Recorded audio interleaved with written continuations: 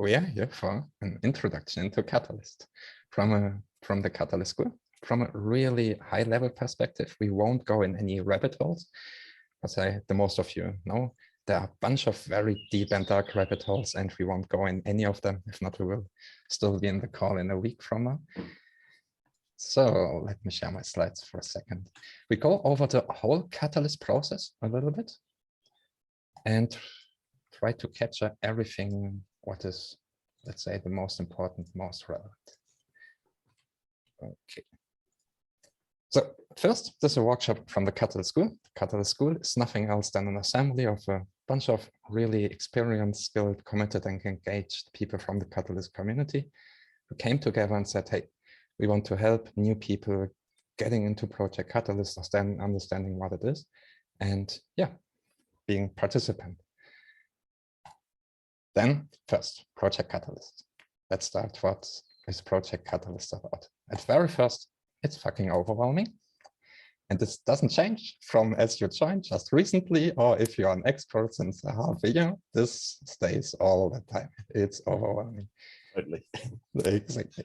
It's the most important thing I mentioned. And also to mention everything what you learn now only counts for now. Project Catalyst itself iterates over its iteration, evolves over its iterations. And everything what we will learn now is adapted to the upcoming Fund 9 on June 1st, but might be outdated already in Fund 10 or Fund 11.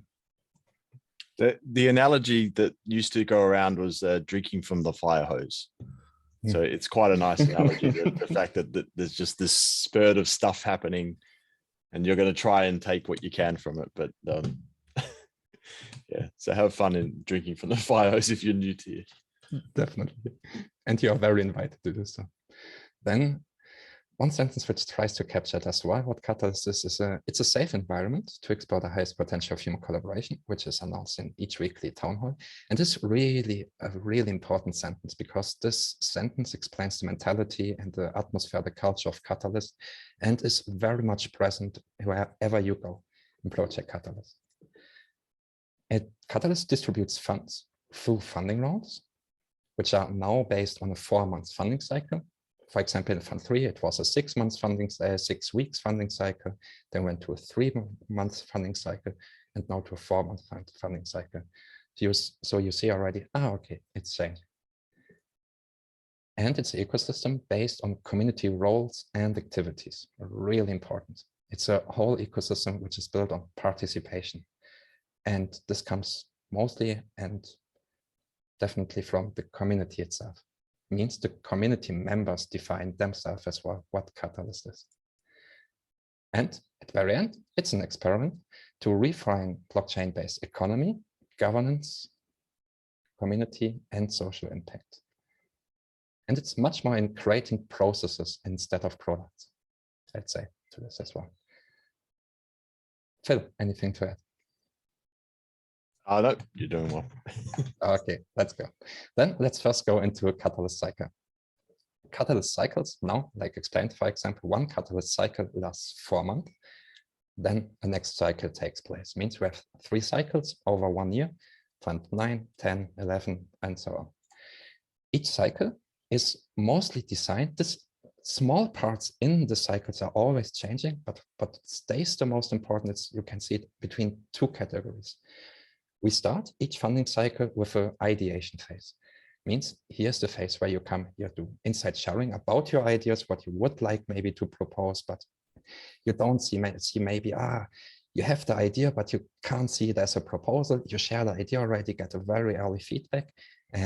Or if you have already a great idea, then we go into the proposal submission phase. The dates are adjusted to Fund 9 already.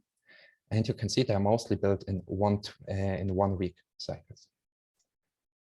After the proposal submission, where you are allowed to submit your draft proposal, we go into the proposal refinement. Means once your draft proposal is submitted, you want to have feedback of the community, because like mentioned already, we try to explore the highest potential of human collaboration.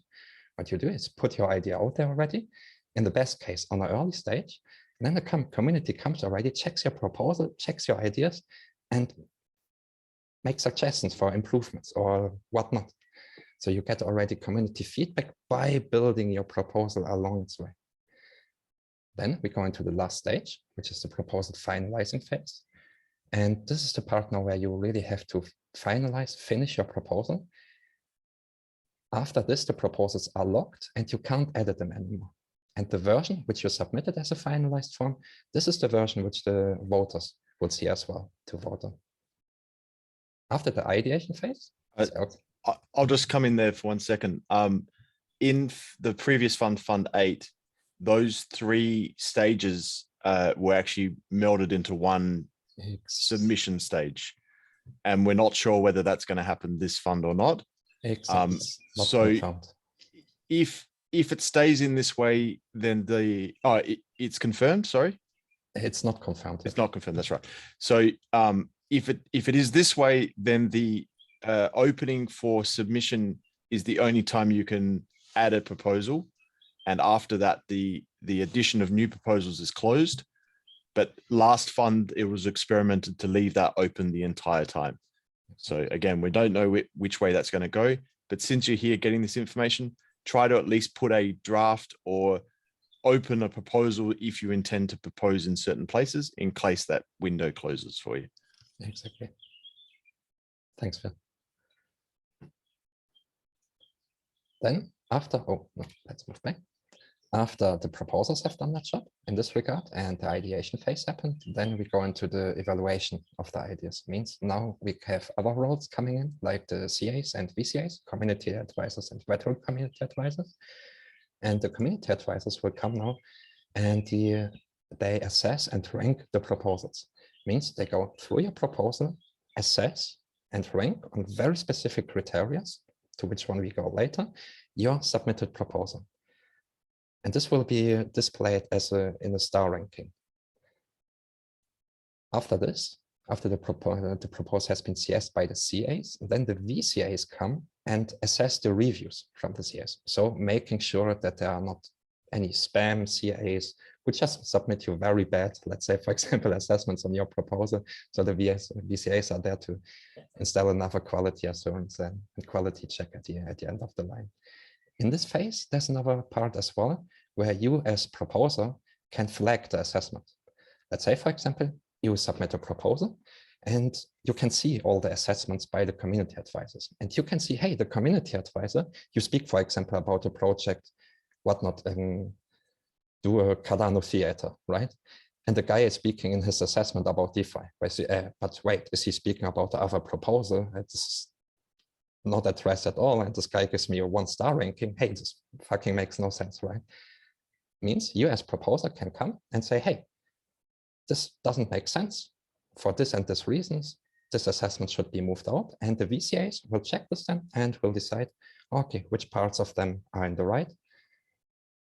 And yeah, then in the last part, when everything is done, means you have your final score of your proposal, you have your final ranking, and then it's out to vote. And then the community comes and votes on all the proposals. One thing important to mention, voting and voting registration happens on different phases. I didn't include it this year because it would create a little chaos in, but registration happens mostly before voting starts. I think there's a lot of confusion. Very often people start, okay, now we start to vote and, cool, I just register on the second, but no. That process has also changed, so you can essentially register anytime before the vote. And sure. Once, I believe so, yeah. And confirmed? I believe yes. I believe you can go and register now, and you'll be ready for the vote. And from my understanding, it's a standing registration after that. That is accurate. You can register anytime before, as long as it's before that snapshot. Exactly, it's before. You can't register when voting actually happens. Yeah, according to the calendar Danny shared 2 weeks ago, voter registration for Fund 9 is from April 7 to August 4th. Perfect. Thanks, Pete. Anyway, questions so far on what we went through so far? If there are any, normally you can unmute yourself, just jump in and we go through the question. If not, we go to the next topic. Yeah, and one thing, after community voting ends, the whole thing starts again in the next funding round, but each time slightly adjusted by, and also what's really interesting, the adjustments mostly really happen in favor to the community, where the community provides feedback and IOG identifies, okay, what is working well, what doesn't work well, and then comes to a conclusion, says, oh, okay, let's adjust this a little bit and that a little bit. Like, for example, the cooldown, which was introduced in this funding round to allow funded proposals to have a little bit more time to execute before jumping in the next cycle. But next topic, then, for me, the definitely most important and most interesting part, the roads. Because you can, Catalyst is really built that it provides a broad, let's say, entry or a low entry barrier for people to join. Because we don't want people only to become a proposer or CAs. We want them to participate in however role might be possible. And that very often what we see as well, roles are emerging. Catalyst doesn't really follows a really hard architecture where you say, oh, okay, and at this stage we establish this role and then this and then that. It's mostly the community stepping up and defining some roles by themselves, which then becomes official roles. The very first one, the youngest of all roles are the proposers, means individuals or groups, projects or enterprises, companies, everybody that puts in a proposal to get funded through Project Catalyst. You don't need to have any qualifications, titles, or whatnot to join as a proposer. There isn't any title request or a check of qualifications. It means really everybody can participate as proposer.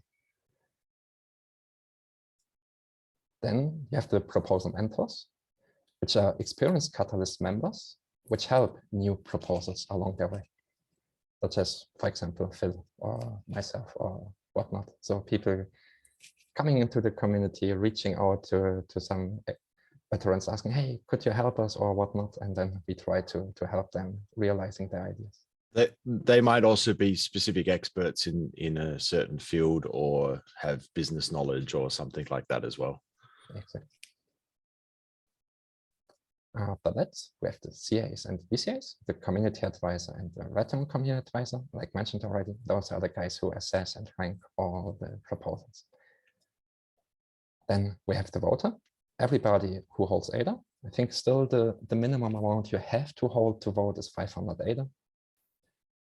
Might change in the future, maybe, but yeah, currently it's like this.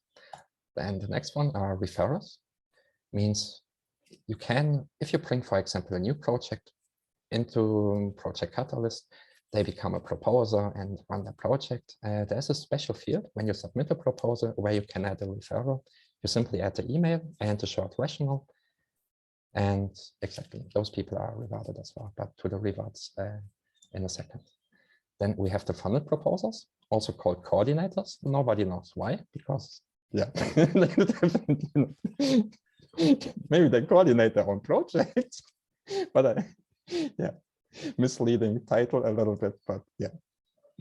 I think they meet at the coordinator, but yeah. You see, I think it's already yeah, not a good way to prove a role, but yeah, means these are individuals or groups which got voted and funded through Project Catalyst. Then we have the Catalyst Circle and its members. The Catalyst Circle are elected candidates representing key groups within the Cardano ecosystem, but really with focus on Catalyst. It's not a Cardano Council, it's a Catalyst Circle, a human sensor array, which tries mostly to facilitate communications, coordinations between different stakeholder group identified topics. And it's a first prototype in, I think, more leadership, human-based governance in Project Catalyst. Very young still, very interesting, but a way to go. Felix, I have a question. Mm-hmm. What is the process for electing those Catalyst Circle candidates? The process is for now mostly defined by the Catalyst Circle admin team and the Catalyst Circle itself. And The nominations are quite open. No, mostly you, let me try to find the link and to shoot it over to you later. The actual process is part of the process of the current membership to work out how the process will work and improve for the next step. In the past, we've been, so this is the third one. So we've had 3 elections for this, and they've been held at a special community event, right? On a Saturday. On the weekends. Yep. Yeah. And basically it's open to you get nominated or nominate yourself. This has been up till now. Then you choose to present I think a single page or 2-page write-up of yourself and your ideas. And then you get a presentation time, and then there's a voting time for each of the different circle roles. Exactly. And what's the, how is the vote like recorded? It's a Google form right now because we And can't Google do it. form. Yeah. Last 2 times. 3 times. Thank you. But I'd imagine at some point there might be a new process as they work through it. I believe this, it's an ongoing discussion in the circle that how it should progress in the future. And the reason I think why there is no on-chain voting on circle members, it's we don't even know exactly what the Catalyst circle and the representatives are. And to have a voting process, which would mean when you use the current voting for process, which we have for Catalyst proposals, for example, means we vote with our wallets, but in a plutocratic voting system, I think there are many people who don't really want to have a plutocratic voting system for representative democracy, because then you have nothing else than aristocratic systems in place. And yeah, how this could look like on another place, and you need directly, yeah, the IDs and everything. And yeah, it goes really deep and dark very fast. But yeah, I think there will come a lot in the future. I hope, yes. Darling, you have to build something cool. Yeah, you're laughing. But all right, then next to it, we have the Catalyst Circle admin team, which are facilitators, treasurers, and secretaries, which come together and support the Catalyst Circle in its activity and operations. And these are community members as well, who from the beginning engaged voluntarily to support the Catalyst Circle. And then out of these different groups emerged as the Catalyst Circle admin team now, and really doing a lot for moving the Catalyst Circle forward. Then the newest role, which was introduced the very first time in Fund 7, are the challenge teams. To the challenges, we come in the next topics then. And those are teams which are responsible to steward specific challenges and the funded proposals in these challenges. And the main job, also their challenge teams, is also a very new role, which still is figuring out, okay, what is this exactly about? But now we really see a focus as well that challenge teams try to help and support funded proposals to most effectively transform their proposal into real MPA. Yes. And also at some point to report back on the success or the on the actual challenge to the community through a report. It is tricky space, but anyway, it's not relevant for now, I guess. Challenge team, but if you become a funded proposal, they are kind of going to be your main contact people to ask questions and facilitate your onboarding and things like that. This is separate from who submits challenges for the next round of fund. The next, like, it is somehow, but we come to the challenge proposals in 2 points later. I will definitely speak about. And one thing very important to mention is in the Catalyst roles, very often you can participate in one role or in several roles. Phil, for example, you're a proposer, you're a proposal mentor, you're a community advisor and veteran community advisor, you're a voter. I think are you a referrer? Not sure, but you're a funded proposer as well. You are in a challenge team. So very often what we see is community contribution starts with one role, very often proposer or community advisor, and then you get more experience, you get warm to it, and then engage more and more in other roles in the ecosystem. And there are mostly not really restrictions. There are some guidelines where you should stick to when acting in several roles, because sometimes there come up some conflicts of interests. But very often there are not really barriers to say, hey, if you want to engage that much or that much, the doors are open. There are a bunch of roles you can take part of. How is a challenge team selected? And challenge team is mostly selected, you can say, for example, when you as a, okay, let's jump to this one at first. Oh, sorry. No, but no, it's interesting as well, because maybe it makes sense to put the challenge directly after and then the proposals. Okay, challenge at very first to say, what is a challenge exactly? Let me, for example, just stop this for 1 second. When we go on Project Catalyst, cardanoideas.com, and we scroll down, we can see, okay, developer ecosystem, open source development ecosystem, nation building dApps, those are challenges. The challenges each time provide a problem statement. How can we, or it's yes, a problem statement, how can create a positive developer experience that helps the developer focus on building successful apps, for example. This is a challenge. And this is a challenge which was, for example, this one, which was initially written and submitted by IOG in the very early funding rounds. Developer ecosystem was the very first challenge which existed, and only one. And now we have a bunch of challenges, and all of them, I think almost all of them, are submitted by the community. Means what you do, for example, is to say, hey, I think this topic is a really important topic, and the Cardano community should focus on it by allocating funds to it. By saying, for example, okay, gamers on chain, what blockchain gaming applications should develop to achieve mass adoption on Cardano? This was one challenge, for example, where I worked on submitting this challenge.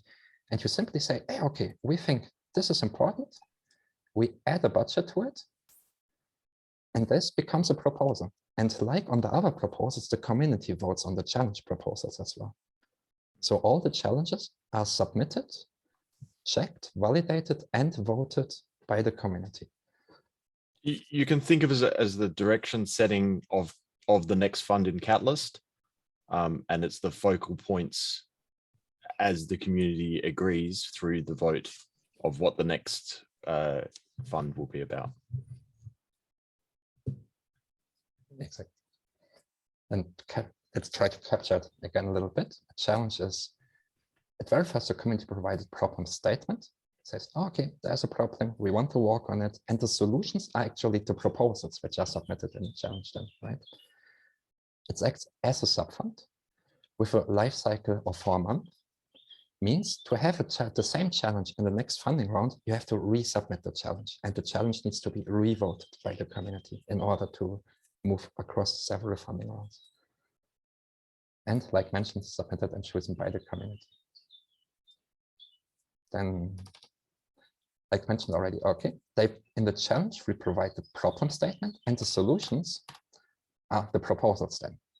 Because as a proposal, you try to effectively address the provided problem in the challenge. And now you come with your proposal and say, hey, I have a solution for the problem you're speaking about. And this is what happens then when you join as proposer. Proposals, I just try to capture it on a level again. It's mostly really clustered on a very short problem statement on the beginning and the description of the solution you want to provide. Then speak about then a team section where I should introduce as well, do you have the skills to realize this project? Or if not, what would you require maybe to realize the project? Maybe you have already everything in place, but this or this role is missing, right? So therefore also on Catalyst, for example, is to say also when you introduce your team, for example, can say as well, hey, cool, this and this is what we have, but we need collaborators. We need some people who help us to realize this project. You come, for example, in sessions or workshops, calls, or even on Catalyst idea scale itself, you can invite people into your project. Then to the 3 main parts of your project, where you have to explain the impact, feasibility, and auditability of your project, of your proposal. And impact, feasibility, and auditability are the exact criteria on which the community advisors will assess your proposal as well. From a ranking to 1 to 5 stars for each of the 3 sections.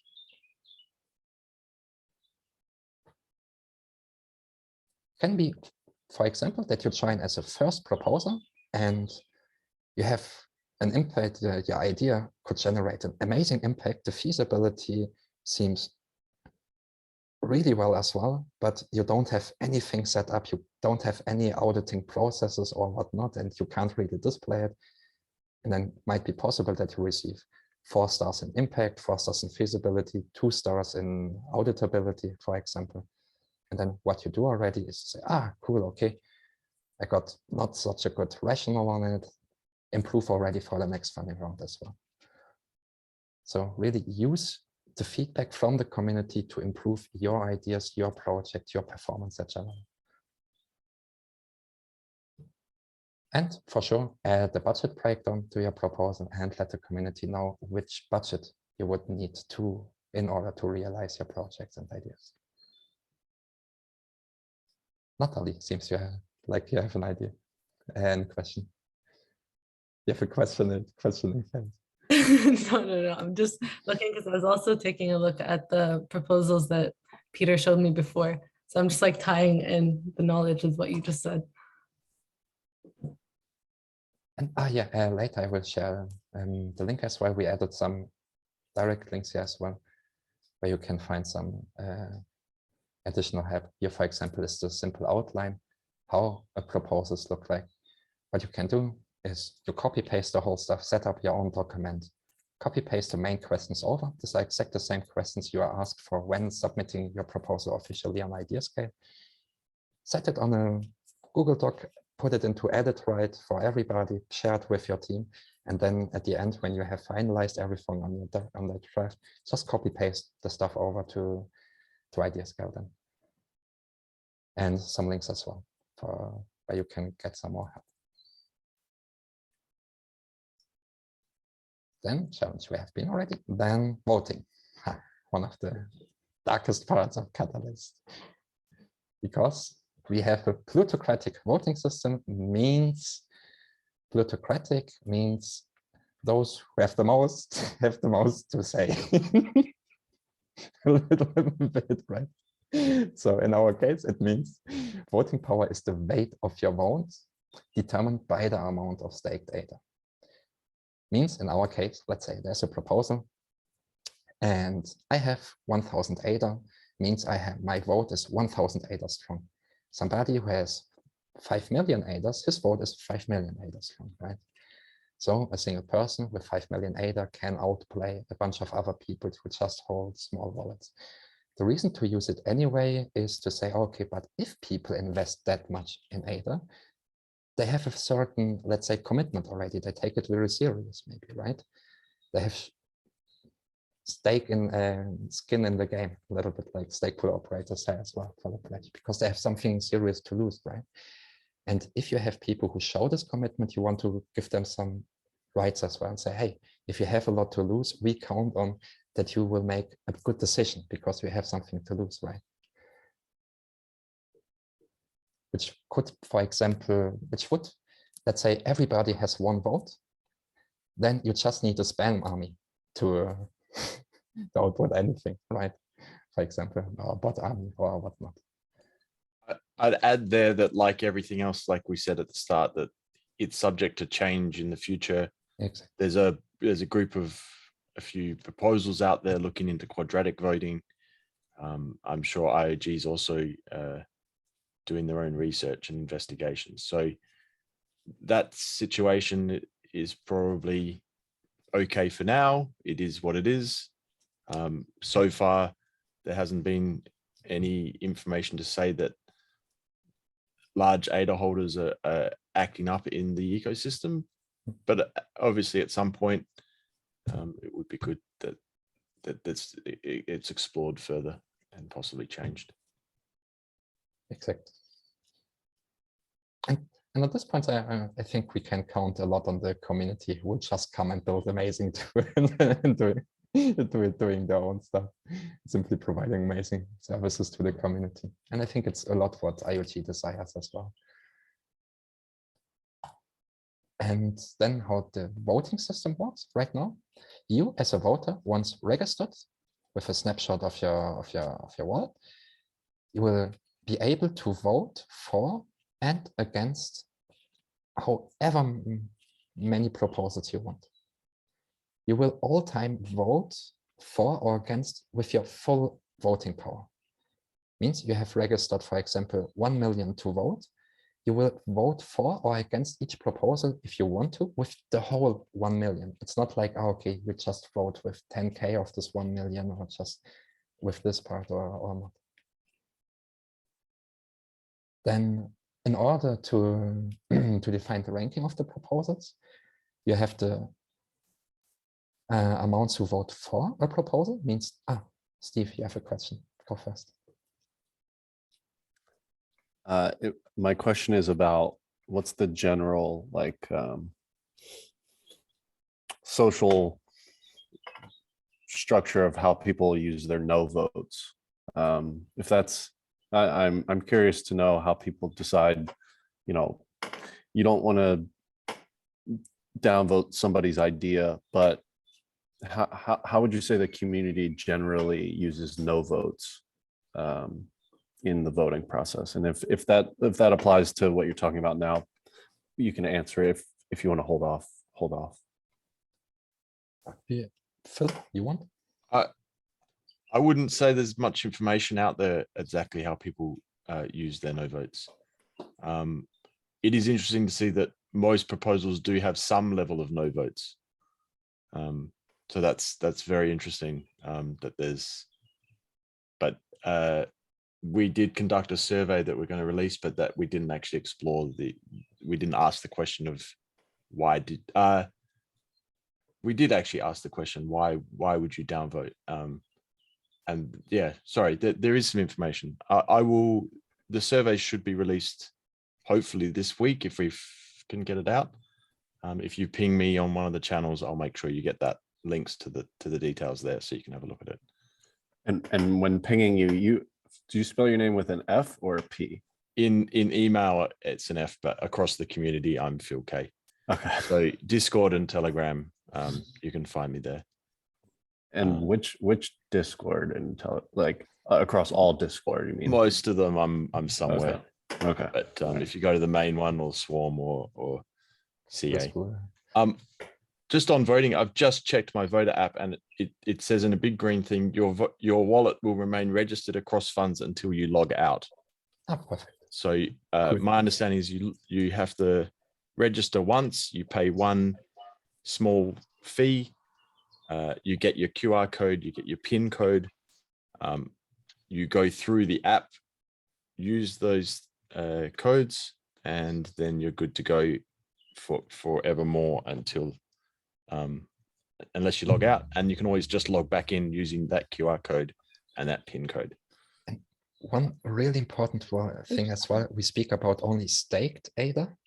Your ADAs have to be delegated to a stake pool, and it has to be, in order to do so, it has to be a Jelly wallet. So if you have ADA on Binance or whatnot, you can't vote with them because they are actually not living on the Cardano blockchain.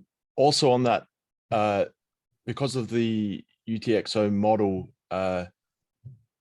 staking rewards are not generally added to your staking wallet, although they receive credits but aren't in your wallet until you spend something from the wallet or until you initiate it using one of the community wallets that allow you to do that. So your voting power might not quite represent there might be slightly more balance in your account than there is voting power. You can make that equal by spending a few ADA or Yeah, so that's your staking reward that's missing. It's kind of anti logical, but that is the way it works. So that question has come up a few times. And also voting is rewarded, and is rewarded. You just need to vote once and you receive your voting rewards. If you vote once or 100 times, doesn't affect at all your voting rewards. Is that they were experimenting something there? I didn't follow exactly what happened with that experiment. But not confirmed yet. Yeah, there may have even been a minimum of 20 votes I heard somewhere, but the rumors, and you'd have to explore exactly what the situation is each fund. And just remember that when you do register and you get that QR code, that's super important. That's basically taking the information from your Cardano blockchain wallet and making an encrypted connection to this side Yoram or something. I can't remember the exact name of the voting side. Jormungandr. There we go. So that there's a voting side chain, and that QR code represents you on that, and that pin lets you use that QR code to register. You can reissue that for a small, again, using the fee. You can go and re-register. It will negate your last QR code, and you'll have a new PIN number associated with that.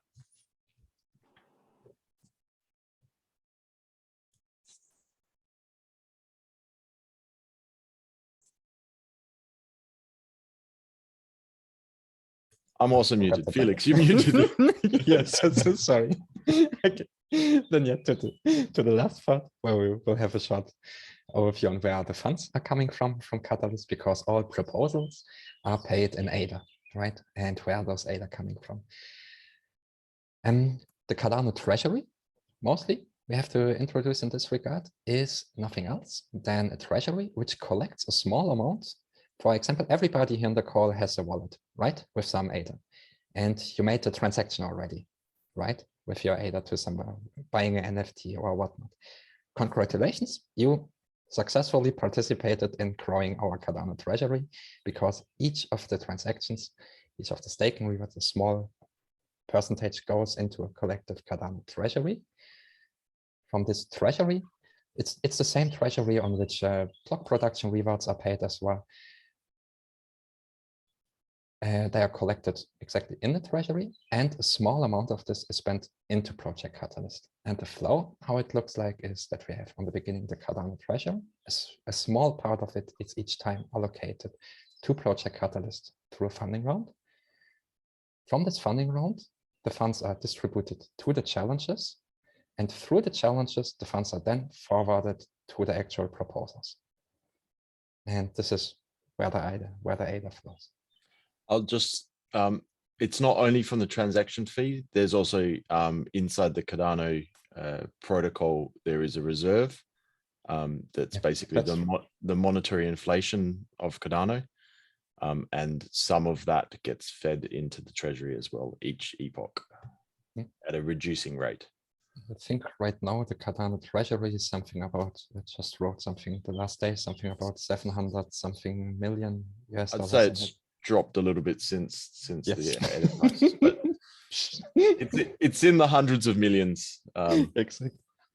And tipped out at about just under $1 billion, I think, at the highest, at the peak. Exactly. And that's, thanks for joining. That's pretty much it. Which of I did have a question. Yes. Sorry, I don't mean to backtrack either, but there's like Liqwid Democracy hasn't been implemented yet, right? Like where you can give your vote to someone else. Okay. Exactly. Liqwid Democracy is still a concept. The first role, which is really important for this, is the DREP, the delegation representative. Yeah. And they're starting now to experiment with a first cohort in the next funding rounds. But I think there's still a way to go until Liqwid Democracy is really implemented. Okay. But Marek has maybe something to this timeline. Everybody who don't know him, Marek is one of the heroes behind the scene making this whole thing happening. I just joined to learn something about Catalyst, you know, Danke. You. I just have one question also. Is it in the pipeline for challenges to also be set by the community at one point? Or for the community to create challenges? Yeah, in yeah, Catalyst? the community creates all challenges already. So you Already. in Fund 9, if you have an idea for a challenge, you can write it up and apply for a budget for that. That then allows you to have a seat as the challenge team rep for that challenge as well. So it's actually quite a nice place maybe for a newcomer to Catalyst, because you'll get to start to talk to other proposers, you'll network. So it is an interesting role if you want to take on that role. It's not overly, there's like peaks and troughs of your input into being a CT rep, and you don't need to take that role on if you do propose a challenge. Basically, it gets opened up. Steph asked earlier how you become a CT, a challenge team. You do it by proposing the challenge, and that puts you in the leadership role of that to bring a team of other people who want to join you to do that. So, for example, here you can see all the submitted challenge proposals for the next funding rounds, which got actually voted. The results we will have Friday. And based on all the submitted challenge proposals here, it's defined then which challenges will take place in the next funding round. And when you go then, when the next funding round opened, each time when you go on the main Catalyst site, you will see the main challenges. And the last challenge is always, in the next funding round, we will see here F9 Fontaine challenge settings. And going there allows you then directly to submit your challenge proposal already for the next funding round. Cool. Yeah, so basically all the challenges we had in Fund 8, they have been picked during Fund 7 voting. Exactly. Makes sense. And I don't know if you saw the chat too. This have happened like over 50 times now, where the voters picked the challenge and then it becomes the thing for the next fund. yeah. And I think Fund 7 was totally community, but I think there was a few that IOG decided to put back in Fund 8. But pretty much it's high majority of community community proposed and community chosen challenges. one thing what is maybe also really nice to mention is a little bit the history behind it. Started with one single challenge, developer ecosystem. It was the budget in the first one, 250,000 for one challenge. And now we have, and then several challenges and whatnot. And now we have more than, I think, mostly more than 15 challenges with fucking huge budgets where you say, what? There we had 250 for a whole funding round and now own challenges already having 1.5 million or whatnot. Mm-hmm. So really amazing to see this happening and really fully run by the community. And this is a really beautiful collaboration, I think, as well, because the community created this kind of really speed of massive participation. And IOG, maybe they didn't expect it that much. So it became really difficult for them to catch up with the stuff. Said, oh shit, how to onboard those people, how to do so. And then they start to outsource work, right? And to collaborate with the community. And this was the emergence then of the challenge teams, where the community comes up, steps up and says, hey, we steward the challenges we submitted and we voted as well. And IOG really becomes the little bit the shepherd of the whole thing, but not anymore the custodian. So for me, a really beautiful example as well to see, cool, how does the transition of power actually really can look like.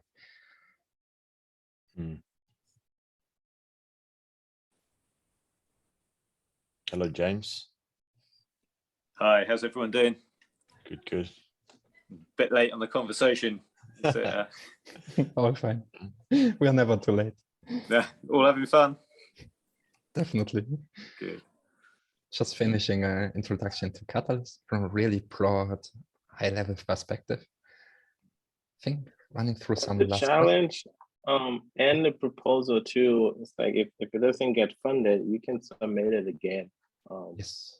Like both of them, the challenge specifically, since we're talking about that, we've been trying to get a migration from Ethereum challenge since Fund 4. It wasn't until Fund 7 that the voters finally say, okay, that's a good idea, maybe. It's important that the timing of everything kind of just has this sort of, in Catalyst, it might not happen today, might not happen tomorrow, but it kind of happens. So perseverance and persistence in this community and this process usually gets you to where you want to be. There's great support from people and there's great projects, and we're trying to get as much information out there as possible. So yeah, if you have an idea, even for a challenge, it also goes through the QA process. So if you really want to see it exist, you can look to submit it again, or find a partnership of a similar challenge and put them together and rewrite it or adjust it. So it's all as intended. So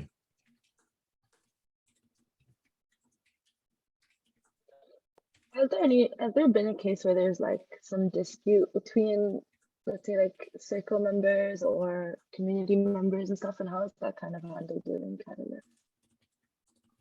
All the time. Yeah, I know. I heard something pretty recently, but I didn't follow up on what happened. I think as the project expands, it's going to happen more and more. And that's just the nature of large communities. You're always going to have disagreements and different point of views. The way the circle is looking to handle it is to develop a code of conduct for circle members, and there's probably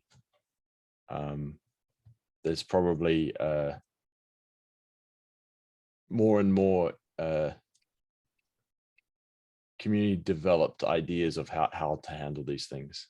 But I always like to go back to the slide that we share each town hall as the point of reference of the purpose of the project. So if there is a dispute, you go back there and say, are we offering a safe environment? Are we getting disorientated? All the things that are on the slide. And that's kind of how I like to address people who are disagreeing with each other.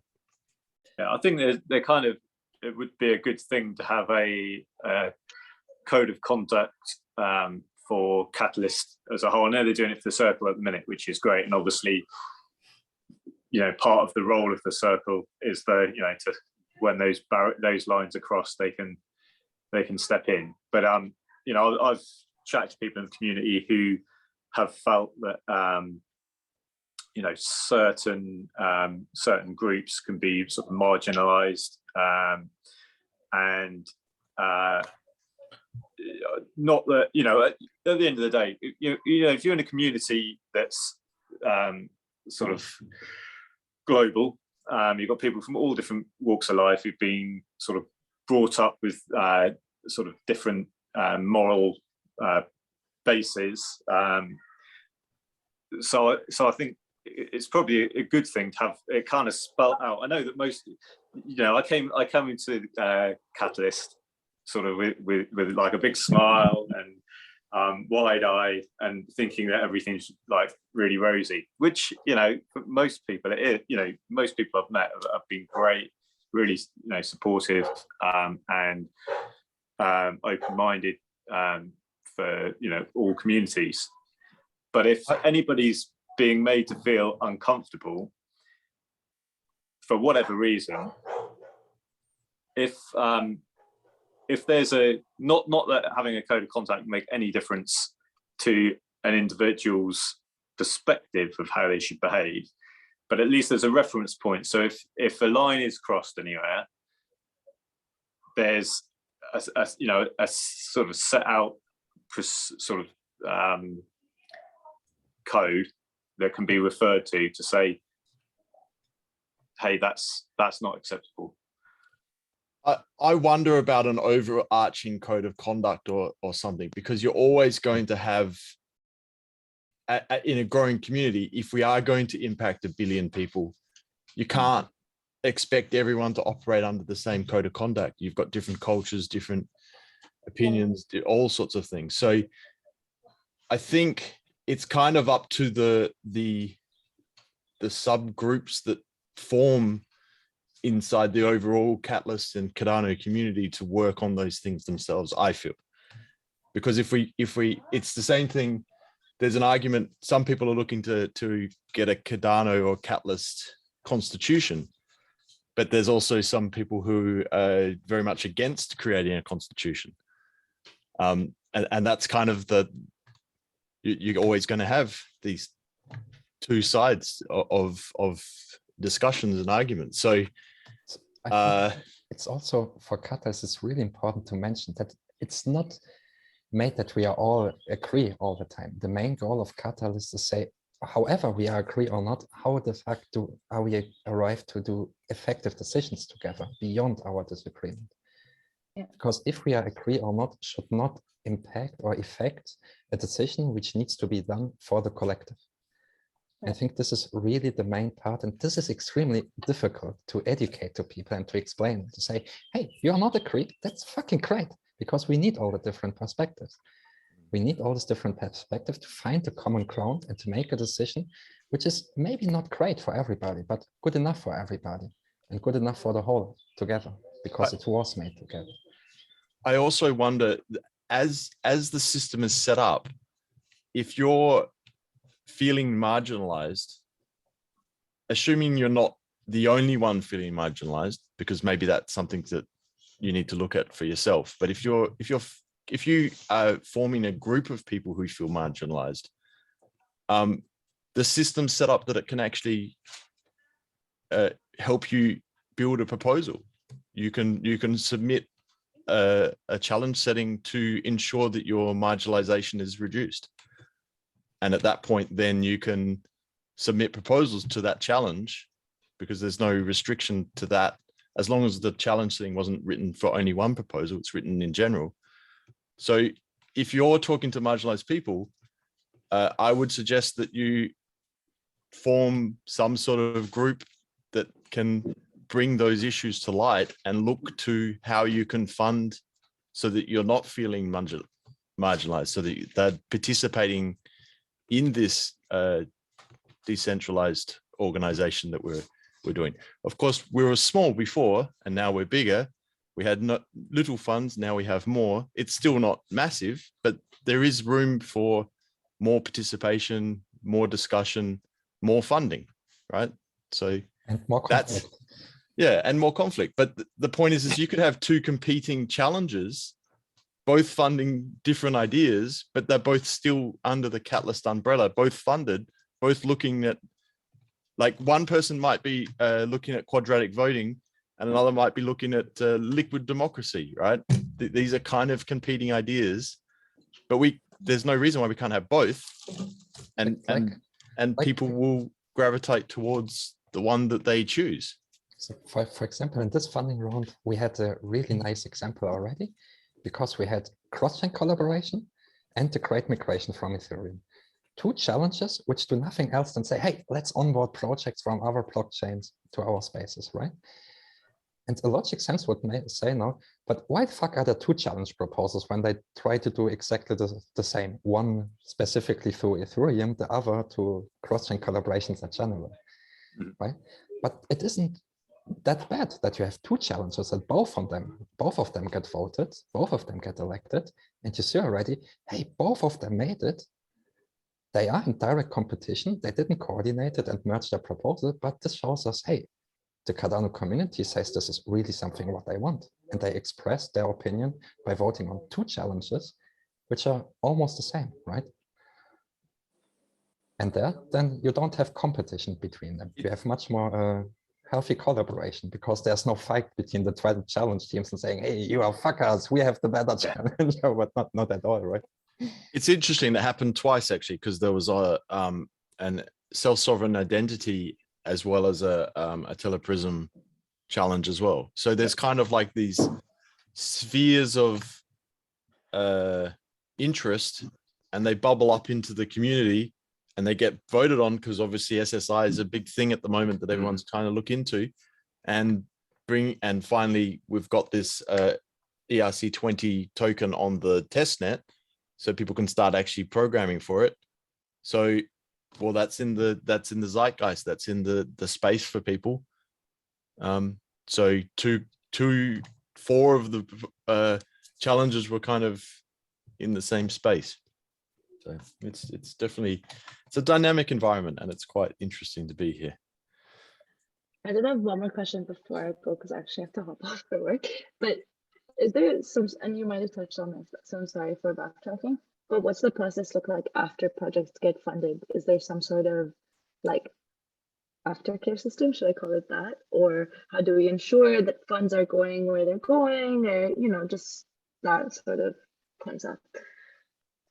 It's a process, but it's a very loose process. Very often what happens when you got voted and funded means on this Friday, we have the election results. What will happen then is that all the funded proposals will receive at very first the email from IoT, inviting them as, hey, cool, congratulations that you have been voted and everything. From there, you will come to a first cohort call. It's like a big event, only for the funded proposal, like a town hall, but only for the funded proposals, where IoT invites you, congrats to everything. And then it's going into a process where it's a little lacking then. Not now the challenge teams come. I think the CTs are onboarding this time as well. Exactly. I'm not 100% sure, but I think that's the idea. The challenge teams come then, and they provide a proof of life meeting, because the first onboarding is just to welcome everybody, but you have to make sure there's actually real people behind these funded proposals, right? So what will happen, the challenge teams, they provide individual meetings with the funded proposals from their specific challenge, and running a proof of life in which the proposer comes, simply says their name, their proposal, and the challenge in which they are addressed. So just ensure, okay, we know they are humans. And then it's going into a process where you have to first to submit a Google form to submit your proposal in the real actual, let's say, really finalized, okay, this is the address where you receive your wallet, this is the wallet where you receive your rewards to all the stuff. And then in order to receive your funds, not all funds are spent out directly. Let's say, for example, you have a proposal, you ask for 60,000 over a time frame of 3 months. Means you get 20,000 each month. And in order to get them, you have to provide a monthly report, which is a very simple Google form. In order to receive the last batch, you have to make a closeout report, like the videos you see usually in the beginning of the town halls. And only by providing the closeout report, you receive the last charge of your proposal then. Okay, that makes sense. And in real support and boosting, let's say, to have like really Kickstart program and accelerator and VC and next step, this is not existing yet. Yeah. IoT is working a lot with Seed Stars and Entrepreneurly, 2 startup enterprises, to establish a first process to really boost the funded proposals as well. But right now it's very difficult for funded proposals to, you feel exactly, you feel a little lost from time to time. IoG also offers accelerator programs as well. So if you're actually building a product, they can take you through, or have been doing this. I'm pretty sure it's one of Chris's pet parts. So if you do find yourself a funded proposal and you have a need to go through an accelerator, it's available, or has been available up until now. But yeah, IoG offer quite a lot of support for funded proposals, because they want to support them and see them grow, and because they're the future of the ecosystem. Yeah, absolutely. Depending on your project. Is like you get the funding and it's good to start, but then longevity, you know, once you're actually making it might be harder to continue. So that's definitely something that would be useful. Anyway, sorry guys, I do have a work call, but it was really nice meeting everyone. Thank you so much for this. It was very helpful. Felix, I know I'll probably see you again, probably in the back. Everyone else, thanks again. I'll see you later. Bye. Bye-bye. Any I just other, want, sorry, go ahead. just any other questions was what I was asking. Not any questions. I just wanted to say thank you, Felix, for setting this up. I'm more of a listener and I'm still in the learning phases. So like, once I learn more, I'll have more questions for you guys, 100%. But today was really helpful. Perfect. Thanks a lot for joining. Of course, thank you. And Darlington, you wanted to say something, I think. Darling sounds much better. No, Darling has nothing to say. The moment has passed. Oh, the moment has passed. I saw you just made some latest updates on your website as well. Yes, I'm working on group. This is mostly to help with Catalyst research. So I'm working on group pages. So when you go to a proposal report card, it will default to only the proposal that they authored themselves. But then you would be able to toggle to see, to include the proposals that they were co-authored in, and you would be able to click a little badge to go to the group that that person have identified with in Catalyst. So PACE, AIM, WADA, DC Spark, Lux, stuff like that. And then on those group pages, I'm trying to communicate all sorts of things. Like there's a word cloud that helps you understand what that group is about in the Catalyst, maybe. Do you need and some other tags? ideas? But do you need some tags? Some text? Tags for tagging projects. Tags is coming. That is an agenda. Yes. I need tags. Because Phil, do you remember what we made with the request for taxonomy with Lucio, George? I wasn't too involved with the taxonomy, but yeah. Cool. Okay, because I will send you a link, because it was I think it was in Fund 6 where we made a request for taxonomy and sent out a list of all funded proposals from Fund 2 to Fund 5. And a bunch of CAs that tagged the project, and it gave maybe a nice insight already on which tags and categories seem to be very visible ones. Yeah, right. Yes. I have this. This is great. I've been compiling a list of different efforts on tags. And we didn't preset any tags. This was mostly really the people, they submitted what they tagged, what they thought it would be the best. It's kind of funny to see already STK, education. Yeah, and this is great, right? Because this is what they think. And so I can definitely, and these are associated with the proposals too. Yeah, they're directly associated with the proposals. We just tagged funded proposals from Fund 2 to Fund 5. All funded proposals there. What happened with the rest? What's 6, 7, and 8? 6, 7, and 8? Takes a lot of work to do these types of things. Yes. Everyone who was doing it is now busy doing other things. Fund 6, we still had a little bit more time for fancy stuff now. Yeah, it is a lot of work. I'm finding it's a lot of work. Yep. But somebody's got to do it, I suppose. Yeah, that's my motto very often also. If somebody have to do it, so let's do it. I mean, that's something. I mean, a bit of it, because obviously, like you guys have got, several ongoing projects, and you have to, put I don't know how many proposals in to keep those projects going for each round. what happens if everything gets funded? I mean, do you just have to really just suck it up and like not see the light of day? We expand the team. Yeah, okay. Yeah, Also, yeah, that makes sense. in my regards, mostly being funded means only receiving for rewards for stuff that you actually already do. Because from my perspective, I very often come not with a new project where nothing is set up. Mostly it's stuff which is already happening and which don't have any rewards, which is very often a problem in the community. Right. Because most of the, let's say, hard activities from the community, they are not rewarded, right? Yeah, Right. most of the work we do is not funded. Exactly. So, I mean, I'm here. Yeah. I'm here helping you guys. It's not funded for me. Mhm.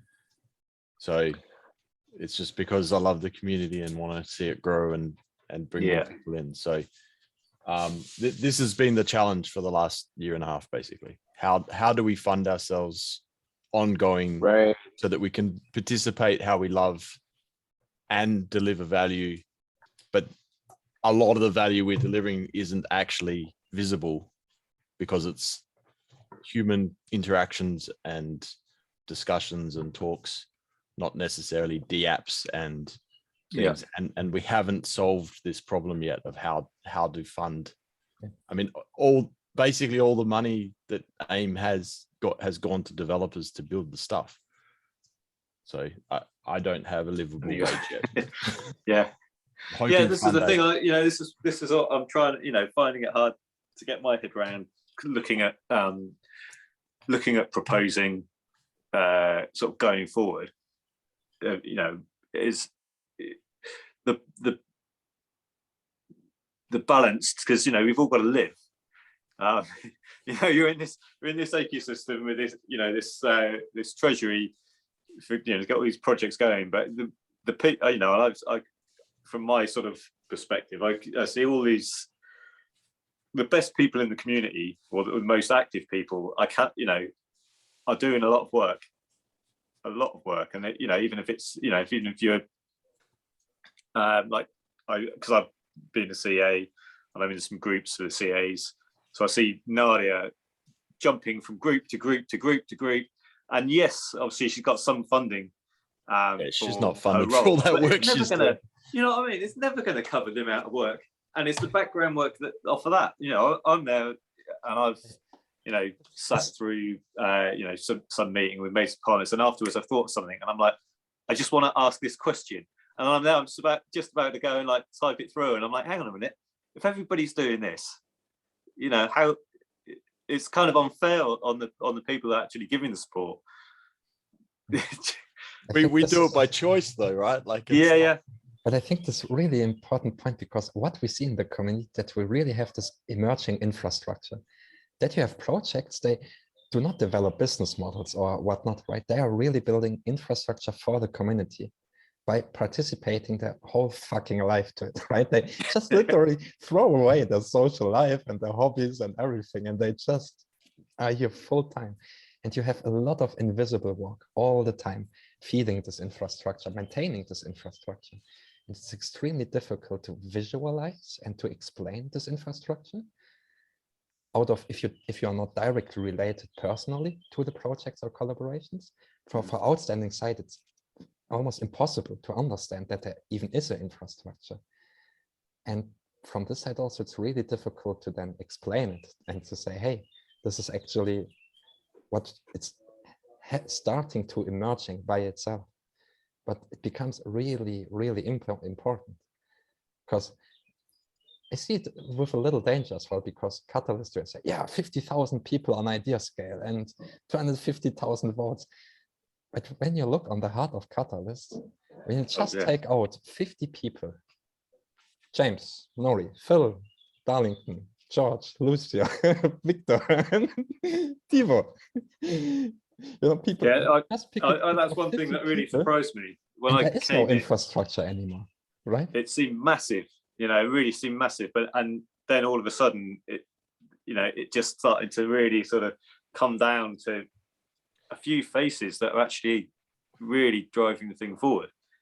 But what I love about this space is that, people can just pick up the tools, pick up the Slack, pick up whatever, like it's here for you to do whatever you can see and whatever you want to do.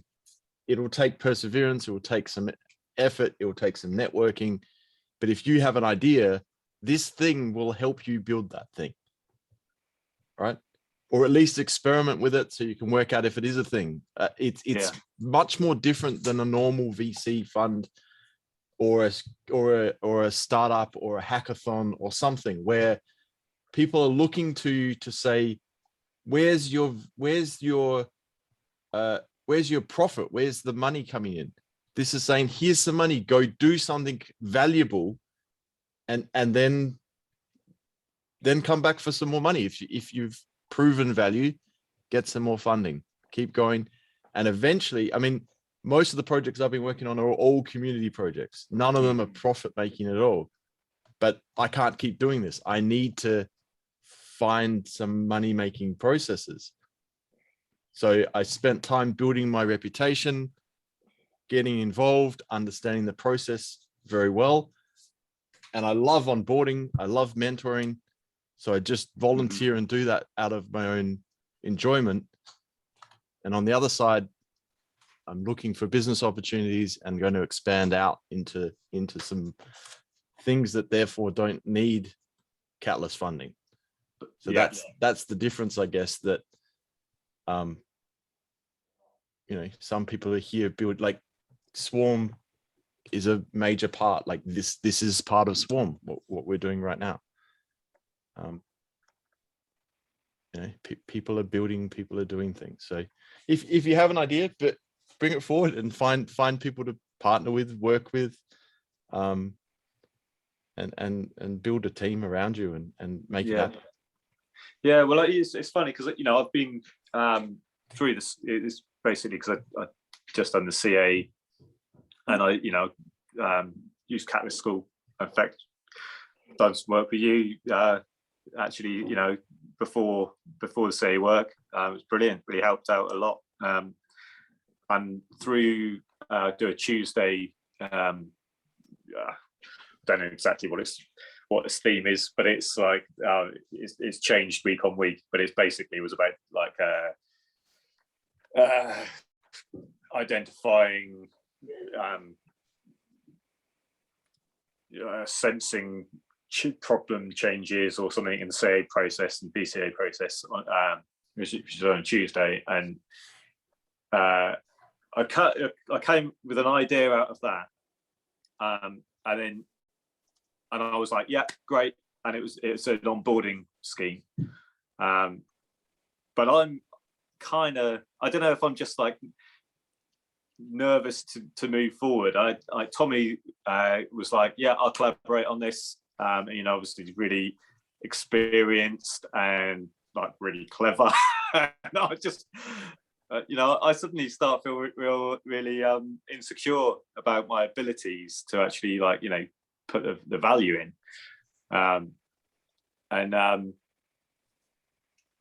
because there's this point where you just got to start doing stuff. You can be in this community and sort of participate in conversations and put your views forward, but then all of a sudden it's like, could you do this? Can you do that? And I'm like, oh, I'm running my business, I got my kids, got that. Can I dedicate the time? And I'm just, it's a real. That's the thing I'm kind of like holding back at the minute, because I'm kind of, if you're going to do it, you've got to really commit and do what you say you're going to do. And I'm just scared of the amount of time that can be taken up if you really, start getting involved. Yes.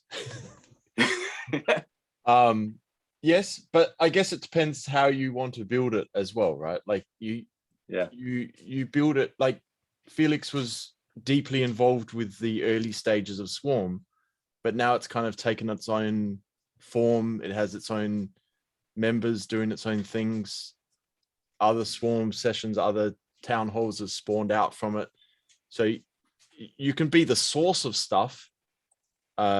You can be funded to be the source of stuff if you create that proposal and people agree with you. So the worst thing you can do is offer a proposal however you need to build it for yourself, maybe find a partner that you can work with that can fill the hole that you can't deliver. Tommy, for instance, if that's what's happening, or someone else, whatever you're missing, and put the proposal in, and make sure you recognize whatever time you can spend and ask for that money. Don't undersell. It's really hard for all of us. Like, I'm sure all of us are underselling our involvement and our proposals. I know I have been until this fund 8, where I've kind of tried to say, no, if I'm going to do this, I need some money to be able to function in it. And as a result, if it fails, then I know that the idea wasn't suitable, or the timing's wrong, or something like that. So that's kind of, but hopefully some of them come through, and that will launch off into new things. So write the proposal and get that CA feedback, right? Like, they'll tell you you've done the process. They'll tell you how you did and what your proposal was like, and whether they see your idea, and then the voters will double check it and say, yes, we think this thing should exist, let's fund him, or not at this point, maybe he needs to go back and rethink, or find new team members, or check the budget, or reality check, whatever it is. So the proposal is your stepping stone. So you've read some as a CA, I would say, write up a proposal and put it in and see what happens. Make sure you ask for enough money to execute. So speaking of doing work for free, I have to get back to work. I gotta go work on the word cloud. I am interested, Felix, in knowing how I can help with generating the tags for 6 and 7. I don't know if that's the right term, generating. Collecting. Building. But I will message you in Discord.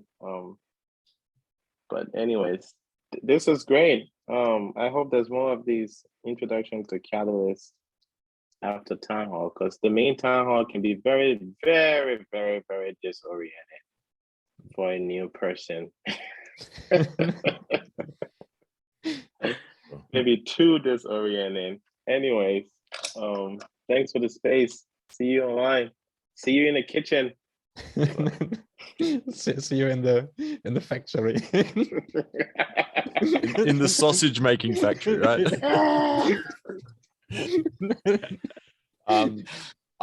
I'll be hosting probably a proposal Catalyst school in the next coming weeks. Okay. So we'll cover more in detail the processes there. So keep an eye out. I'm not sure whether it's going to be an after town hall or whether it's a separate session, but check in with the Catalyst school for that one. Yeah, nice. Well, thanks, guys. Appreciate your time. Thanks, James. Good luck. We'll see you around. See you around. See you, man. Okay. Bye. That's a bunch You want to hit the recording? Oh.